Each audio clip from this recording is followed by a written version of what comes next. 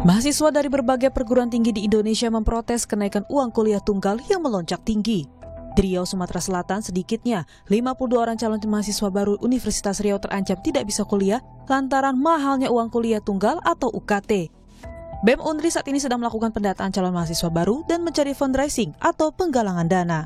Dapatkan itu di hari Jumat kemarin, terakhir itu ada 52 orang calon mahasiswa baru yang mengkonfirmasi lewat WA kepada kelembagaan BEM Universitas Riau tidak akan lanjut pembayaran UKT, dalam artian tidak lanjut lagi sebagai mahasiswa baru. Itu 52 orang yang sudah fix tidak akan lanjut. Namun kondisinya masih kita terus update karena hari ini terakhir pembayaran UKT sampai nanti malam. Dan memang di luar dari itu ada lagi tambahan 100-an calon mahasiswa baru yang masih terkendala verifikasi. Dalam artian mungkin secara penetapan atau pengelompokan UKT tidak sebanding dengan penerimaan ekonomi keluarga. Sementara itu di Universitas Jenderal Sudirman, Jawa Tengah, sebanyak 107 calon mahasiswa belum melakukan registrasi hingga batas waktu yang telah ditentukan. Presiden Badan Eksekutif Mahasiswa BEM Unsut mengatakan pihaknya memang belum mendapatkan data lengkap berapa banyak jumlah mahasiswa yang tidak melakukan registrasi atau mengundurkan diri dengan alasan tingginya biaya UKT. Namun, sudah ada yang melaporkan kepada dirinya jika ada calon mahasiswa yang mundur akibat tidak mampu membayar biaya UKT.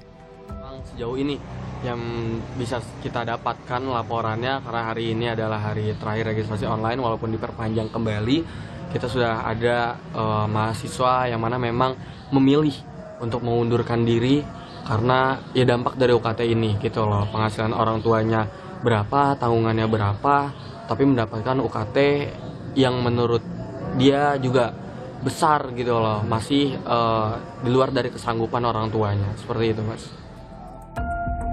Bersumber dari Permenristek Dikti nomor 39 tahun 2017, dasar penentuan uang kuliah tunggal berdasarkan kemampuan ekonomi, antara lain mahasiswa, orang tua mahasiswa, atau pihak lain yang membiayai. Kami contohkan, rentang uang kuliah tunggal kelompok 1-5 tahun ajaran 2024-2025 per semester sejumlah perguruan tinggi negeri di Indonesia. Di Universitas Indonesia mulai dari Rp500.000 hingga Rp20 juta. Universitas Diponegoro mulai dari Rp500.000 hingga Rp20 juta. Universitas Gadjah Mada jika bersubsidi 100% Rp0 sampai maksimal Rp30 juta. Menanggapi protes uang kuliah tunggal, PLT Sekretaris Direktorat Jenderal Pendidikan Tinggi Kemendikbud, Cici Sri Cahyandari berdalih bantuan operasional perguruan tinggi negeri BOPTN belum bisa menutupi semua kebutuhan operasional. Cici juga menyatakan pendidikan tinggi bukan wajib, melainkan pendidikan tersier atau tertiary education bersifat pilihan. Ini teman-teman sekalian, kita dasarkan sebagai untuk kemudian sebenarnya ini tanggungan biaya yang harus dipenuhi agar penyelenggaraan pendidikan itu memenuhi standar mutu. Nah, tetapi dari sisi yang lain kita bisa melihat bahwa pendidikan tinggi ini adalah tertiary education. Jadi bukan wajib belajar. Artinya tidak seluruhnya lulusan SLTA, SMK itu wajib masuk perguruan tinggi. Ini sifatnya adalah pilihan. Mahalnya uang kuliah tunggal berpotensi menurunkan jumlah lulusan perguruan tinggi. Padahal sebelumnya, pemerintah sempat meminta jumlah penduduk Indonesia berpendidikan ditingkatkan. Kenaikan uang kuliah tunggal perlu dikaji serius oleh berbagai pihak. Jika pemerintah salah langkah, bisa merugikan calon penerus bangsa. Dan mewujudkan Indonesia Emas 2045 bisa jadi hanya angan belaka. Tim Liputan Kompas TV.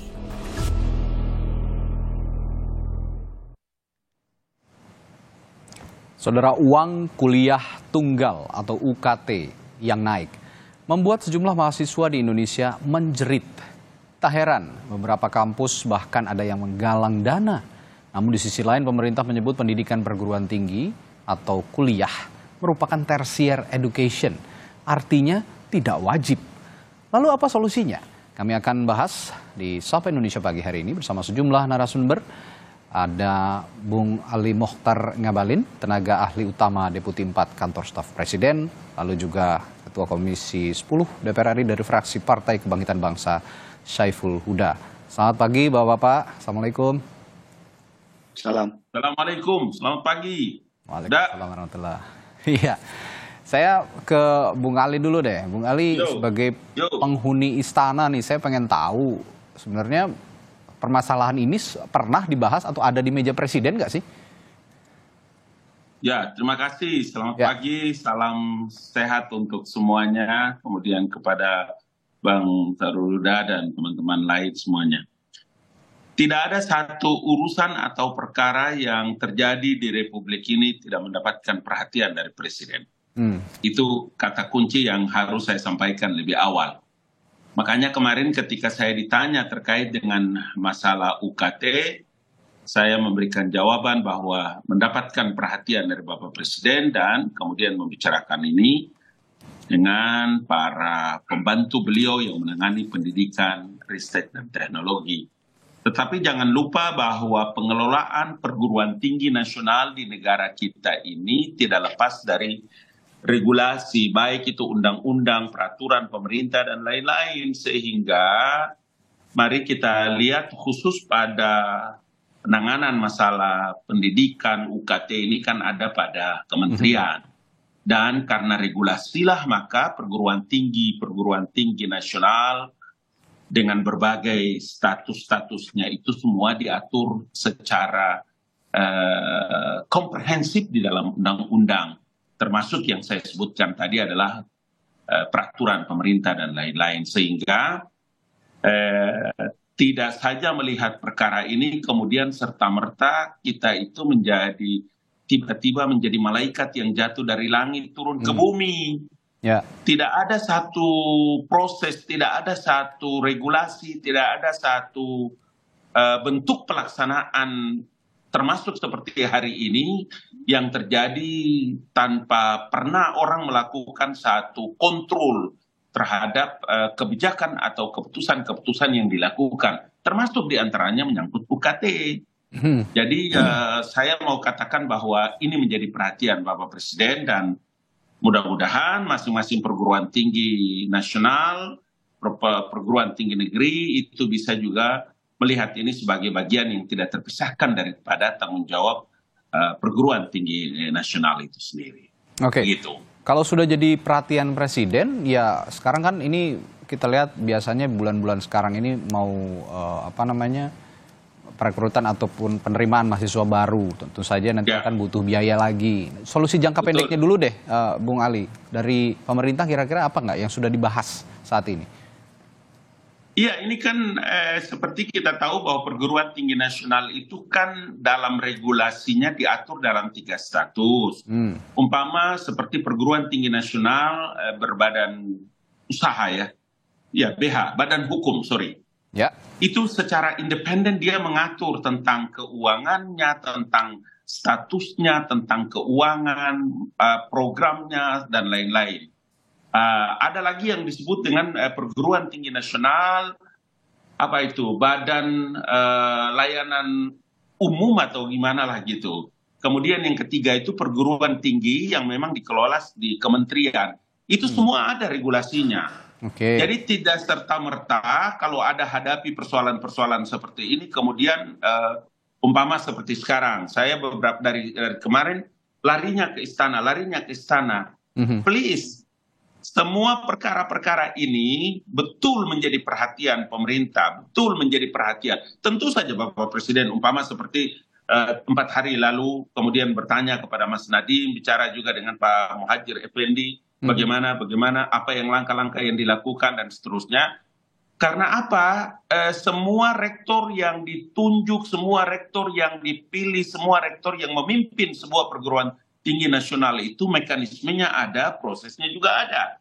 Jadi mari kita bahas bareng-bareng. Ada anggota yang terhormat dari parlemen, kemudian saya tidak tahu abang satu lagi dari mana, biar kita bahas sama-sama supaya menjadi perhatian juga oleh masyarakat tentang masalah UKT ini. Begitu Kompas TV. Saya paham kalau memang ini jadi perhatian, tapi yang jadi masalah sekarang sudah protes ke sana kemari, termasuk juga ke Kementerian Pendidikan dan Kebudayaan, tapi kok nggak bergeming gitu, seolah tidak bergeming. Nah, Mas Nadiem sendiri sebagai menteri juga sampai detik ini sepertinya belum memberikan solusi terbaik untuk permasalahan UKT yang melambung begini, begitu loh Bung Ali. Itulah yang tadi saya bilang bahwa kalau terjadi pada perguruan tinggi negeri berbadan hukum, maka setiap perguruan tinggi negeri itu diberikan kewenangan oleh undang-undang untuk menata dirinya, mengatur mahasiswanya, bagaimana biayanya, bagaimana segala macamnya. Karena dia tidak mungkin juga bisa berjalan tanpa ada regulasi yang mengatur mereka. Nah, kalau nanti ada perguruan tinggi negeri yang gagal, ya, saya dengar tadi itu prolognya itu ada mahasiswa yang mungkin dia mendaftar, kemudian dia tidak bisa lagi masuk karena biayanya begini dan begitu. Nanti kita lihat dalam 2-3 menit ini bagaimana pembahasannya, karena termasuk di dalamnya adalah, alhamdulillah ini ada DPR. Tentu saya yakini benar bahwa Mas Huda ini pasti yang menangani pendidikan di parlemen, jadi pasti akan tahu dan mengerti gitu.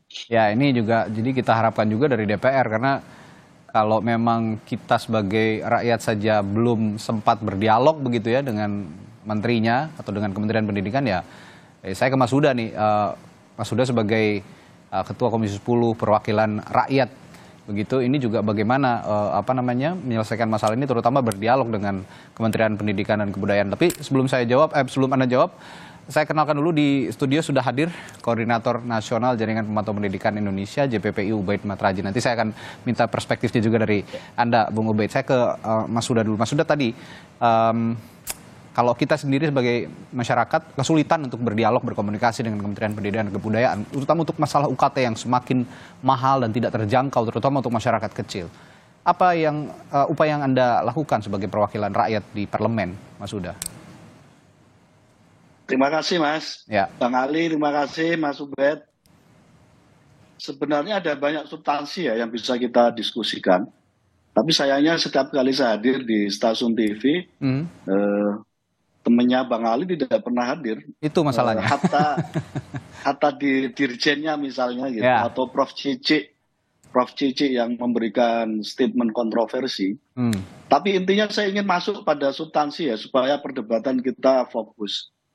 Yang pertama, Komisi 10 sudah mengambil sikap menyangkut soal ini ketika Kemendikbud melalui Prof. Cici lepas tangan. Saya menyebutnya lepas tangan ketika beliau menyampaikan bahwa pendidikan tinggi adalah tertiary education. Jadi kira-kira pemerintah tidak wajib ngurusi perguruan tinggi, pendidikan tinggi, karena itu bukan wajib belajar 12 tahun. Menurut saya itu fakta yang faktual hari ini, bahwa sikap pemerintah kira-kira ingin lepas tangan menyangkut soal isu kenaikan UKT ini. Karena Kemendikbud melalui Prof. Cici merespon, menempatkan pendidikan tinggi sebagai tersiari pendidikan di saat merespon UKT ini gitu. Jadi saya protes keras cara pandang begini, apalagi pejabat Kemendikbud itu mewakili representasi rumah besar pendidikan kita, Kemendikbud, yang semestinya bersikap tidak semacam itu. Itu yang pertama ya. Yang kedua, Komisi 10 sudah tegas. Kita minta semua kenaikan UKT dibatalkan. Apapun konsekuensinya, itu yang pertama. Yang kedua, kita minta semua mahasiswa yang mengalami kesulitan karena kenaikan UKT ini untuk dipastikan tetap bisa kuliah. Karena mereka tidak tahu sama sekali kalau ada skema kenaikan UKT dalam perjalanan studi mereka. Sangat mendadak banget. Ini kebijakan yang sangat sembrono. Itu yang kedua. Yang ketiga, kita minta Permendikbud nomor 2 tahun 2024 yang mengatur terkait dengan indeks biaya pendidikan kuliah, dan di dalamnya menjadi payung yang akhirnya pihak rektorat memutuskan berani menaikkan UKT untuk dicabut secepatnya. Nah, itu yang kita sampaikan. Dan yang keempat, Komisi 10 sudah bersepakat, sudah berjalan seminggu ini membentuk panja pembiayaan pendidikan untuk memastikan bahwa mandatory spending 20% anggaran pendidikan kita yang setara tahun ini 665 triliun itu betul-betul dipastikan skema pengelolaannya dan indeks pembiayaan pendidikan kita lebih konkret dan jelas ke depan. Karena kami meyakini, Bang Ali, kalau dari 665 triliun, itu yang hari ini dikelola oleh Kemendikbud hanya 85 triliun. Dari 85 triliun lalu yang menjadi BOP perguruan tinggi negeri kita itu hanya 35 triliun. Kami sudah lama sebenarnya menyuarakan ini. Nah, kita ingin, kita tahu ada keterbatasan ruang fiskal kita. Ya. Tapi kita ingin pemerintah menempatkan posisi pendidikan sebagai prioritas. Nah, kalau tahun ini baru 85 triliun yang dikelola oleh Kemendikbud, kita minta paling tidak 250 triliun untuk Kemendikbud ke depan. Artinya beberapa isu substansial menyangkut soal isu-isu pokok pendidikan bisa kita tuntaskan. Nah, yang terakhir, Mas, saya perlu update. Pagi ini kami memanggil Menteri Pendidikan, Kebudayaan, Ristek, jam 10 pagi ini. Kami ingin memastikan apa yang sudah menjadi keputusan komisi terkait dengan 3 hal itu menjadi kesepakatan dalam raker hari ini. Kalau tidak, saya kira kita akan dituntut oleh sejarah bahwa sebagaimana disampaikan pejabat Kemendikbud, memang pemerintah atau Kemendikbud lepas tangan terkait dengan pendidikan kita. Ini kita belum ngomongin soal substansi, soal partisipasi kasar kita yang masih jauh dibanding negara-negara yang lain. Nah, kalau sudah partisipasi pasar sudah paling rendah, kok malah ada cara pandang dari pihak Kemendikbud yang seolah-olah tidak menjadi prioritas soal pendidikan tinggi kita. Ini yang akan saya tanyakan, cara pandang yang seperti ini oleh pejabat Kemendikbud, memandang bahwa ini tidak wajib alias tersier gitu, Mas Ubaid. Apa menurut Anda motivasi seorang pejabat Kemendikbud mengatakan hal ini di tengah polemik UKT yang saat ini semakin pelik, semakin mahal dan menjerit mahasiswa yang sekarang yang justru ingin berkuliah menuntut ilmu? Bagaimana pandangan Anda? Menurut saya ini bukan jenis slip of tongue atau salah ucap. Ini intensinya sudah jelas begitu ke arah sana. Ini jelas soal paradigma, ini soal cara pandang, dan ini memang kebijakan yang sedang dilakukan oleh Kemendikbudristek gitu ya.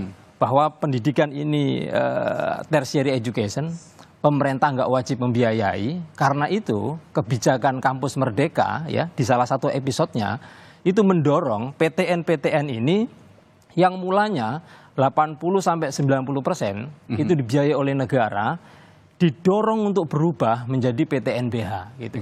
Nah, ketika PTN-PTN ini menjadi PTNBH, maka otomatis pembiayaan yang dulunya itu 80-90% itu disupport oleh pemerintah, Kemendikbudristek, hari ini itu harus ditanggung sendiri oleh PTNBH gitu. Nah, pertanyaannya adalah ketika PTNBH tidak punya sumber lain selain UKT gitu kan, maka bisnis UKT inilah dijadikan lahan bisnis di kampus gitu. Kita komersialisasi pendidikan artinya ujungnya. Iya, jadi kampus menjadi lahan bisnis dan satu-satunya bisnis yang tidak mungkin merugikan kampus dan pasti untungnya adalah bisnis melalui skema UKT gitu. Itu pasti menguntungkan gitu. Karena itu tadi Mas Huda dari DPR sudah menyinggung soal Permendikbud nomor 2 2024. Ini memang jadi landasan penentuan SSBOPT, ya kan? Berapa besaran BKT, IPI dan seterusnya gitu ya. Tetapi Permendikbud 2 2024 ini juga bagian dari kelanjutan dari Undang-Undang nomor 12 tahun 2012. Yang dimana undang-undang itu mendorong PTN-PTN ini menjadi PTNBH gitu. Nah, apapun kebijakannya di bawah selama Undang-Undang 12 2012 ini tidak diotak-atik, tidak direvisi, maka pembiayaan yang mulanya 80-90% itu dibiayai oleh pemerintah, lalu dialihkan ke kampus, itu pasti yang memberatkan adalah mahasiswa gitu. Apalagi Permendikbudristek 2 2024 ini kalau kita baca nggak ada sanksi gitu, nggak ada sanksi bagi perguruan tinggi yang melakukan hal-hal yang di luar ketentuan Kemendikbudristek gitu. Contoh misalnya kemarin ada klarifikasi dari Kemendikbudristek bahwa ada alokasi 20% bagi UKT golongan 1 dan 2. Tapi pertanyaannya adalah apakah itu sudah diterapkan oleh kampus-kampus PTNBH? Dugaan kami belum, gitu kan. Lah, bagaimana dengan kampus yang tidak menerapkan 20% untuk golongan 1 dan 2? Nggak ada sanksi. Nggak ada sanksi. Artinya memang Permendikbud 2 2024 ini tidak memberikan jaminan kepada warga negara untuk dia bisa akses kepada perguruan tinggi. Apalagi statement Prof. Cici jelas sekali ya. Negara atau pemerintah atau dalam hal ini adalah Kemendikbudristek tidak wajib ngurusin perguruan tinggi. Ini tertiary education gitu kan. Artinya kalau Kemendikbudristek tidak wajib mengurusi, terus siapa yang ngurusin gitu kan? Ini yang jadi pertanyaan. Kemudian begini, Mas Ubaid, Anda mengatakan 80% sampai 90% ya, yang tadinya ditanggung oleh pemerintah, akhirnya diserahkan semua ke kampus begitu, ini untuk perguruan tinggi negeri. Artinya menurut pengawasan Anda sejauh ini, perguruan tinggi negeri ini bleeding, bisa dikatakan seperti itu untuk secara finansial, sehingga mereka harus mengambil secara finansial mengambil uang dari para mahasiswa ini melalui UKT begitu. Memang kondisinya sangat bleeding. Iya, jelas. Jadi bagaimana solusinya? Ya, PTNBH itu mendorong ya kampus-kampus ketika kamu tidak punya skema pembiayaan, tidak lagi disupport oleh pemerintah, ya berbisnislah. Gitu kan. Nah, artinya berbisnislah itu dilepas untuk mencari uang sendiri melakukan usaha profit gitu kan. Ada profit melalui jalur riset, padahal perguruan tinggi negeri ya, dengan private sector dan seterusnya. Tetapi kan itu tidak jelas menguntungkan. Satu-satunya skema yang paling menguntungkan adalah bisnis dengan mahasiswa melalui skema UKT. Itulah yang dilakukan dan menjadi bencana di pendidikan tinggi kita. Baik. Ya, Bung Ali, Anda kayaknya punya tanggapan nih. Sebelum jeda saya akan tanyakan tanggapannya bagaimana. Jangan juga kita pakai kacamata kuda kemudian memberikan penilaian yang tidak seimbang. Perhatikan baik-baik bahwa uang kuliah tunggal itu adalah sistem pembayaran. Orang tahu semua itu. Uang kuliah tunggal itu adalah sistem pembayaran biaya kuliah yang diterapkan di seluruh perguruan tinggi. Baik perguruan tinggi nasional negeri dengan status tadi di Indonesia, kan paham orang bahwa besarnya uang kuliah tunggal itu ditentukan berdasarkan kemampuan ekonomi keluarga mahasiswa. Sehingga mahasiswa yang mampu membayar akan bayar lebih banyak daripada mahasiswa yang tidak mampu. Kenapa itu diberikan oleh regulasi? Karena perguruan tinggi mampu menata itu, pembayarannya berjenjang. Jadi subsidi silang itu, anak saya sama anak Mas Huda itu bayarnya beda dengan anak nelayan, anak pasar. Kita harus lihat dalam posisi itu dengan baik supaya menjelaskan kepada. Tapi begini, Bung Ali, sebentar. Tapi tunggu, jangan Anda potong. Jangan Anda potong penjelasan saya. Supaya orang yang menonton Kompas TV juga mengerti. Itu makanya saya bilang tadi bahwa perguruan tinggi negeri berbadan hukum, perguruan tinggi negeri badan layanan umum itu juga dalam posisi regulasi yang diatur. Tidak serta-merta begitu. Jangan kita pakai kacamata kuda melihat perkara. Ya, Anda mengatakan jangan disamaratakan semua begitu ya? Iya dong. Tapi yang jadi masalah justru kelas menengah sekarang yang menjerit. Mereka dibilang tidak mampu juga tidak, dibilang mampu juga tidak. Nah, ini yang berada di tengah ini yang dengar baik-baik. Itu makanya juga saya bilang, kalau Anda menyebutkan bahwa di seluruh Indonesia protes, kasih tunjuk sama saya. Seluruh Indonesia itu seluruh provinsi mana? Kemarin masif loh demonya, Bung Ali. Bro, dengar. Kenapa bisa IPB itu mengurus universitasnya dengan baik sampai hari ini tidak mengalami masalah? Kenapa UNJ bisa mengelola universitasnya dengan baik dan hari ini tidak ada kendala dan masalah? Tapi kenapa di universitas perguruan tinggi negeri yang lain bermasalah? Itu perkaranya. Makanya saya bilang regulasinya itu menetapkan tentang perguruan tinggi itu secara independen. Sekarang kita tanya, Mas Huda mesti bisa jawab itu. Kalau bicara itu berarti bicara tentang undang-undang. Bicara tentang penetapan anggaran pendapatan belanja negara dalam versi untuk pendidikannya. Jadi kita lihat perkaranya itu tidak boleh secara parsial, secara komprehensif gitu loh. Baik. Saya akan tanya nanti ke Mas Huda nih. Kalau kata Bung Ali tadi, nggak semua kampus juga protes. Ada juga yang bisa mengelola UKT-nya dengan baik begitu ya, sehingga lancar-lancar saja sampai saat ini begitu. Dan ada juga yang kampus-kampus yang justru protesnya cukup keras. Nah ini ada apa sebenarnya? Di mana dispute-nya? Nanti akan saya tanyakan ke Komisi 10 DPR, Mas Saiful Huda, setelah jeda di Sapa Indonesia Pagi. Tetaplah bersama kami. Ya.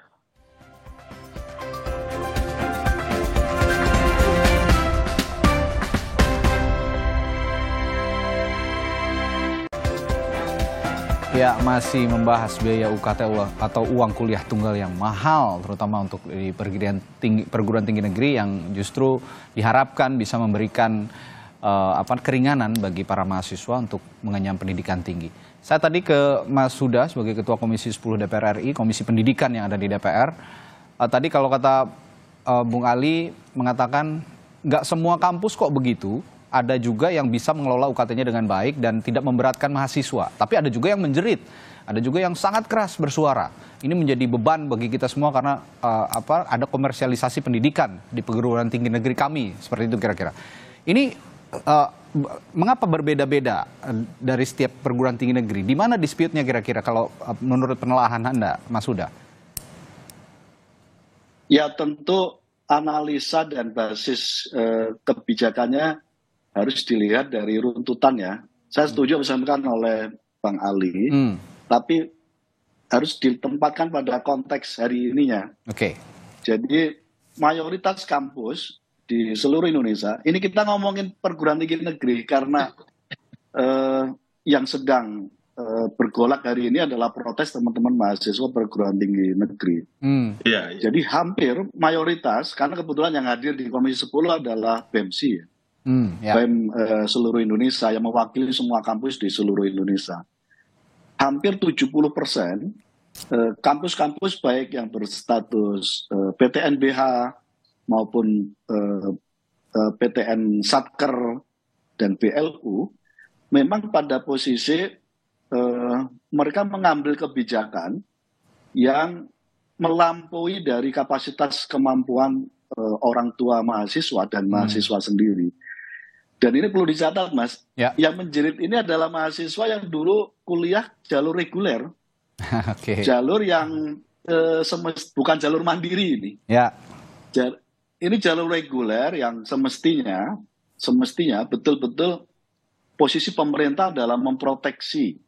Jadi hampir pasti mereka adalah anak-anak yang tidak mampu dan dalam posisi memang harus diproteksi oleh pemerintah. Nah, betul-betul kita sayangkan karena Permendikbud nomor 2 inilah lalu saya nelpon beberapa rektor menyampaikan karena kami dikasih ruang untuk menaikkan UKT gitu. Nah, pertanyaannya begitu diterapkan kepada mahasiswa reguler itu yang menjadi persoalan serius dan efek kemudiannya adalah ketika jalur reguler aja dinaikkan UKT-nya, apa yang akan terjadi dengan teman-teman yang ada di jalur mandiri? Hampir pasti mereka juga akan mengalami kenaikan, pasti. Gitu. Nah, saat yang sama kita tahu persis bahwa dinamisnya pendapatan kelas menengah kita belum menentu. Tadi disampaikan menyangkut soal misalnya hari ini tiba-tiba kelas menengah kita jatuh menjadi kelas bawah misalnya.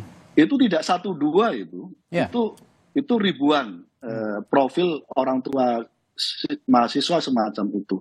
Nah, pada konteks itu, jadi sekali lagi ini kan soal kita mempertanyakan soal posisi Kemendikbud, posisi Mas Menteri Nadiem ada di mana dalam suasana kisruh protes semacam ini, dan publik menunggu itu sebenarnya. Nah, karena itu satu pertanyaan yang nanti akan kita sampaikan di dalam rapat jam 10 tadi nanti itu, kita akan sampaikan semua kenaikan UKT ini sepengetahuan Kemendikbud tidak, atau bahkan disetujui oleh Kemendikbud, gitu.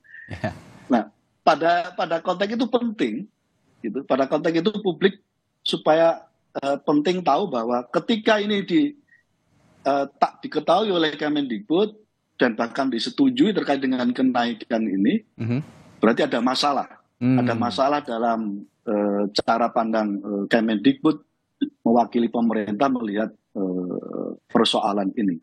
Nah, kita belum ngomongin soal regulasi yang disampaikan oleh Bang Ali.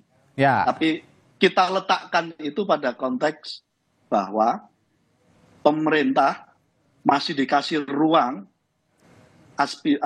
memberikan diskresi dan seterusnya dari semua aturan yang ada. Mas Huda. Ya. Ya, Bung Ali, bilang begini. Saya mau bilang bahwa cukup periode saya DPR saja, DPR itu menjadi pemadam kebakaran. Jangan DPR itu mengulangi sejarah lama menjadi pemadam kebakaran. Saat sekarang baru Mas Huda dan teman-teman melihat itu, kemudian bicara dengan Mas Nadimnya.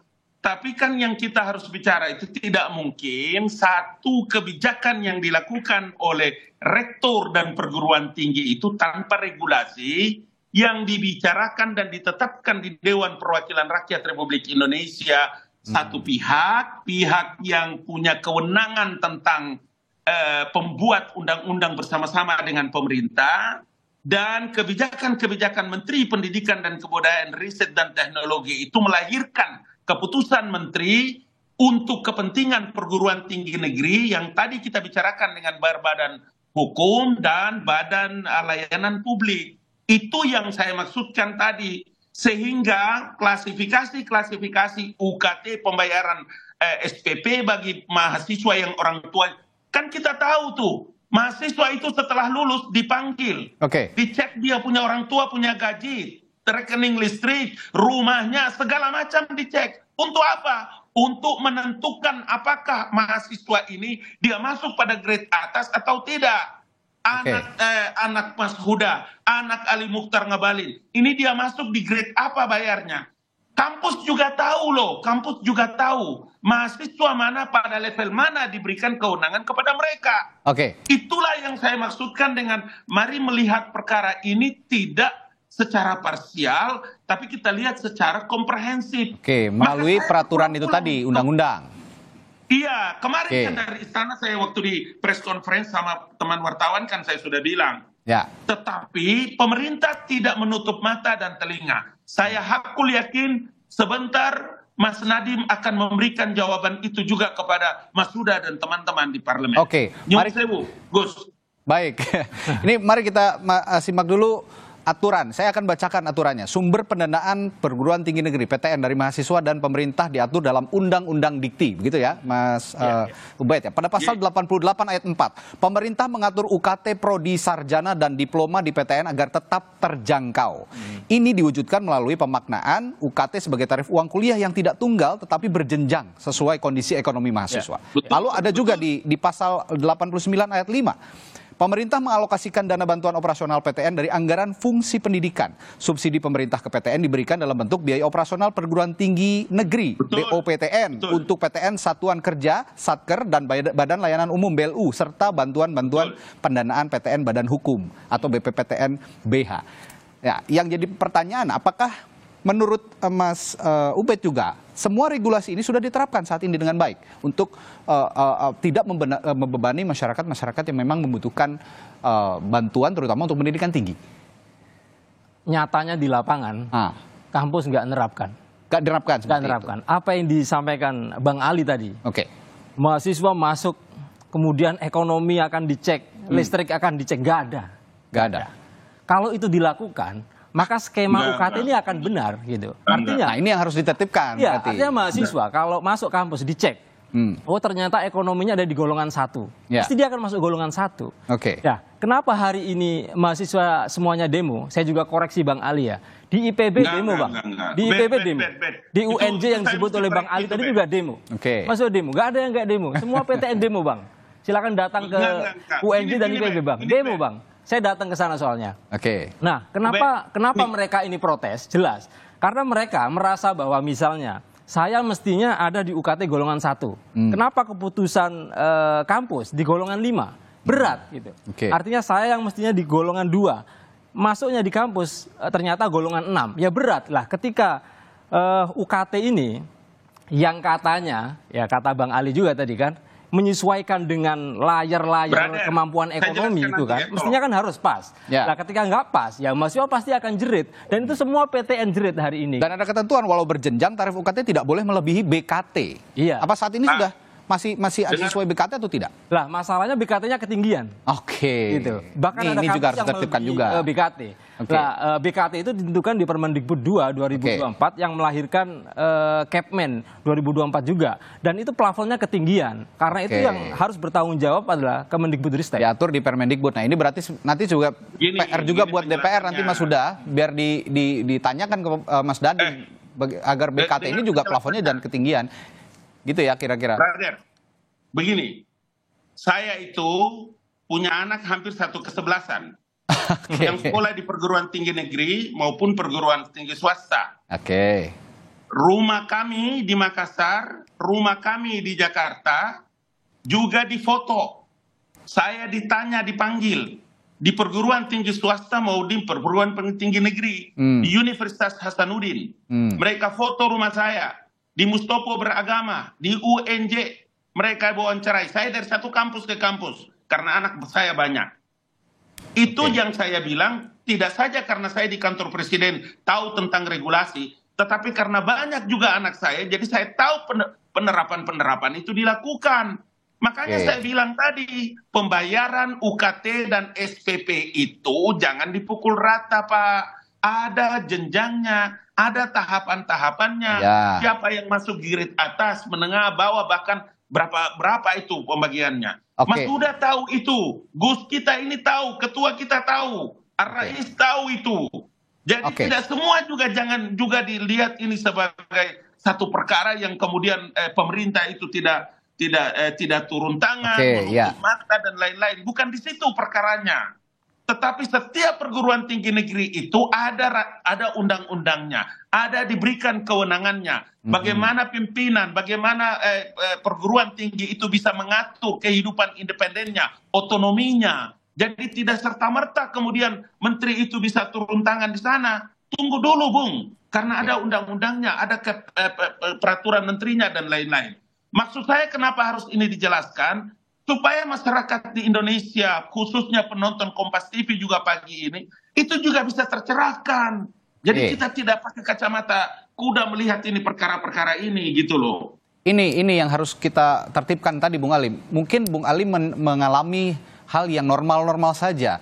Tapi kita juga tidak boleh menutup kuping, menutup telinga begitu ketika ada kok tidak sesuai dengan kenyataannya, tidak sesuai dengan regulasinya begitu. Ini yang kita akan tanyakan juga nanti ke Kementerian Pendidikan dan Kebudayaan ketika ada pertemuan juga nanti dengan Mas Huda. Termasuk tadi Mas Huda ya, salah satunya soal plafon yang terlalu tinggi ternyata BKT-nya itu sehingga ya tidak terjangkau juga kalau memang plafonnya tinggi meskipun itu ada layer, kalau layernya tidak pas begitu dengan plafon yang tinggi juga agak sulit kan. Itu diatur di Permendikbud. Kira-kira upayanya sejauh ini bagaimana untuk menelaah kembali Permendikbud soal BKT ini, Mas Huda? Mas Huda. Ya, Mas Huda. Sorry. Baik. Persis. Jadi hasil evaluasi kita hampir 15 hari setelah kontroversi protes yang cukup kuat dari mahasiswa, kuncinya ada di revisi Permendikbud nomor 2. Karena di situ ada indeks dan kategorisasi yang relatif melampaui dari potensi dari tingkat kemampuan orang tua mahasiswa. Itu yang menjadi pangkal persoalan yang lalu kami putuskan di dalam rapat kami. Permendikbud nomor 2 harus direvisi. Nah, kan lalu kita ngomongin soal sebuah kebijakan dikeluarkan. Ketika Permendikbud dikeluarkan terkait dengan UKT ini, kan berarti ada background sebelumnya disampaikan oleh Mas Ubed itu. Jadi cara pandang bahwa pendidikan mahal itu hari ini menjadi cara pandang Kemendikbud gitu. Kami di DPR bahwa pendidikan itu harus murah, terjangkau, dan berkualitas. Gitu. Nah kalau cara pandang pendidikan itu mahal, berkualitas, tentu tidak sama. apa yang tadi kita diskusikan menyangkut soal regulasi kita di undang-undang dan seterusnya. Nggak ada undang-undang yang nggak berpihak kepada komitmen penguatan transformasi pendidikan kita. Karena itu dalam undang-undang kita jelas kok bahwa posisi regulasi undang-undang kita adalah pendidikan yang bisa dijangkau, murah, dan berkualitas. Ketika ada turunan kebijakan yang berbeda dengan spirit ini, ya harus dikoreksi. Nah, pada konteks ini, menurut kami yang perlu dikoreksi adalah Permendikbud nomor 2 tahun 2024 dan berbagai turunan yang lain, yang semangatnya tadi itu. Satu, pastikan ini dibatalkan dulu semuanya. Yang kedua, semua mahasiswa yang sedang menempuh pendidikan tinggi tetap bisa berjalan. Walaupun sekarang sampai hari ini saya dapat laporan langsung juga dari teman-teman BEMSI, ada yang sudah menyerah dan tidak akan melanjutkan kuliah. Nah, pada konteks yang begini saya kira sekali lagi Kemendikbud harus mengambil langkah afirmasi, memanggil semua rektor untuk memastikan bahwa skema ini harus ditunda. Nah, tapi sayangnya sampai hari ini kami belum dapat kabar sama sekali langkah afirmasi yang konkret dari Kemendikbud menyangkut soal apa yang akan dilakukan itu. Sampai akhirnya kami mengundang pada pagi hari jam 10 nanti. Jam 10 nanti bisa terlihat juga ya apa jawabannya. Kalau sudah ada langkah-langkah konkret, ada jawaban yang tegas, saya kira DPR tidak akan mengambil langkah untuk memanggil Mas Menteri Nadiem. Ya, ini kalau bahasa Mas Huda tadi dikoreksi, kalau bahasa saya ditertibkan. Karena saya sepakat, undang-undang itu pasti pro rakyat, begitu. Undang-undang pasti melihat pertimbangannya kepada yang sangat ideal kepada masyarakat kecil, begitu, terutama untuk mengenyam pendidikan tinggi. Tapi ya itu, pada praktiknya ada yang nakal, begitu ya, di tengah jalan ada juga yang lurus. Nah, yang nakal-nakal ini yang harus ditertibkan. Kalau bahasa Mas Huda dikoreksi, saya lebih memilih untuk ditertibkan perguruan tinggi negeri ini yang masih nakal, gitu. Terakhir, Mas Ubaid, ini Mas Huda juga nanti akan ketemu sama Mas Nadiem, Menteri Pendidikan kita di DPR. Ada yang ingin disampaikan ke Mas Huda untuk disampaikan juga ke Menteri Nadiem. Kira-kira apa yang paling mendasar, yang paling krusial gitu untuk masalah UKT yang masih dinilai tidak terjangkau ini? Ya, yang jelas kita dukung langkah DPR, Mas Huda dan kawan-kawan di Komisi 10 memanggil pemerintah supaya jelas nih positioningnya. Ya, kita ingin bahwa pendidikan kita itu sesuai dengan semangat para pendiri bangsa. Kenapa NKRI ini didirikan? Yaitu salah satu keinginan para pendiri bangsa ini adalah itu termaktub dalam alinea keempat Undang-Undang Dasar 45, yaitu mencerdaskan kehidupan bangsa. Gitu. Lalu dalam konteks mencerdaskan kehidupan bangsa, ya semua warga negara itu punya hak untuk mendapatkan layanan pendidikan yang berkualitas dan berkeadilan sampai dengan perguruan tinggi. Tidak kemudian seperti pernyataan Kemendikbudristek yang mengatakan negara tidak wajib di soal perguruan tinggi. Kemudian kemarin juga Majelis Rektor juga mengatakan bahwa kita akan pastikan semua mahasiswa yang berprestasi, dia bilang berprestasi itu bisa akses ke perguruan tinggi. Nah, pertanyaannya adalah bagaimana nasib mahasiswa yang tidak berprestasi secara akademik? Ini juga bermasalah. Saya pikir pernyataan Kemendikbudristek dan juga Majelis Rektor ini sangat penting ya untuk digarisbawahi bahwa negara ini untuk semua warga negara. Mau berprestasi mau tidak ya semua diakomodasi ya. Yang ingin kuliah itu diberikan akses. Jadi yang memang UKT golongan 1-2 silakan masuk golongan 1-2 gitu. Jadi jangan sampai ada salah gitu ya. Yang mestinya UKT 1-2 diberikan yang lebih tinggi. Kemudian yang kedua, bentuk konkret nih ya. Misalnya nih pemerintah seringkali berbicara soal kita punya skema KIP kuliah. KIP kuliah. Hari ini misalnya total mahasiswa di Indonesia ada sekitar 10 juta mahasiswa. Lah, berapa KIP kuliah kita hari ini terserap? Sebelum lebih jauh, KIP itu apa? Bisa dijelaskan ke publik? Ini adalah skema yang digunakan oleh pemerintah untuk membantu mahasiswa di golongan UKT 1 dan 2. Oke kan gitu. Nah, dalam Permendikbudristek itu dibilang bahwa UKT golongan 1 dan 2 itu minimal 20%. Minimal ya 20%. Artinya kalau kebutuhannya lebih dari 20% itu harusnya dilebihkan, tidaknya 20%. Lah, coba kita lihat data penerima KIP kuliah. Di Indonesia sampai sekarang penerima KIP kuliah dan dana yang disediakan itu nggak lebih dari 1 juta penerima KIP kuliah, 900 sekian gitu. Nah, sementara jumlah mahasiswa Indonesia sampai hari ini itu sekitar 10 juta. Artinya 1 juta dari 10 juta itu nggak nyampe angka 10% gitu. Lalu di Permendikbud bilangnya minimal 20%. Padahal KIP kuliah 10% aja nggak nyampe.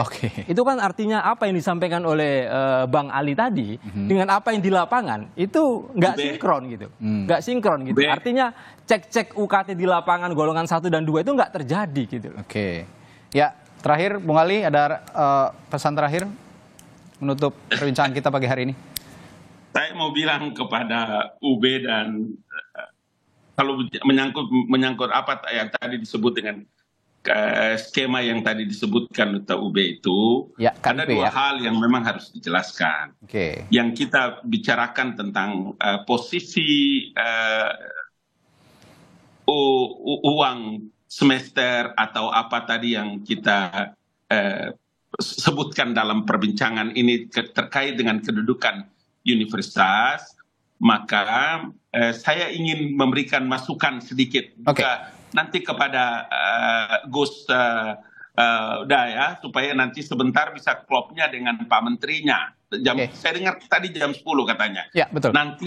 Nanti begini, dalam posisi seperti ini menurut saya saya punya rumah besar itu di Dewan Perwakilan Rakyat Republik Indonesia. Jadi kami ini punya frekuensi yang sama. Nanti dikasih tahu supaya melihat terhadap alokasi anggaran pendapatan belanja negara untuk pendidikan yang 20% itu tadi sebetulnya bagus sekali dijelaskan oleh Gus Huda tadi, cuma lebih terperinci lagi. Sehingga apa? Setiap perguruan tinggi itu juga punya alokasi anggaran-anggaran terhadap setiap orang yang berprestasi dan setiap orang yang memiliki kualifikasi ilmu yang tinggi dengan beasiswa, dengan anggaran-anggaran yang tersedia. Jadi dalam posisi inilah ketika mahasiswa, anak-anak, adik-adik kita memprotes terkait dengan uang semester yang besar dan lain-lain sebagainya, saya juga ingin mengatakan supaya mari kita bicarakan ini. Kemudian salah satu yang paling terpenting adalah bagaimana memang universitas itu bisa memiliki kreativitas untuk bisa menyelesaikan di beberapa universitas. Beberapa. Kalau tadi yang Mas Huda bilang itu, ya tentu saja solidaritas, dia harus datang dengan satu yang sama. Kira-kira begitu. Terima kasih Bung Ali Mokhtar Ngabalin dari Kantor Staf Presiden, lalu juga ada Koordinator Nasional Jaringan Pemantau Pendidikan Indonesia JPPI, Mas Ubaid Matraji, dan juga ada Ketua Komisi 10 DPR RI, Komisi Pendidikan kita DPR RI yang akan bertemu nanti dengan Kementerian Pendidikan dan Kebudayaan. Mohon disampaikan juga pesan-pesan hari ini, perbincangan kita hari ini yang sangat menarik dan diharapkan produktif nanti pertemuannya dengan Pak Menteri, Mas Menteri ya, Mas Huda. Terima kasih Mas Saiful Huda, Ketua Komisi 10 DPR RI telah berbagi perspektifnya juga di pagi hari ini. Makasih. Sampai jumpa lagi. Sehat selalu semuanya.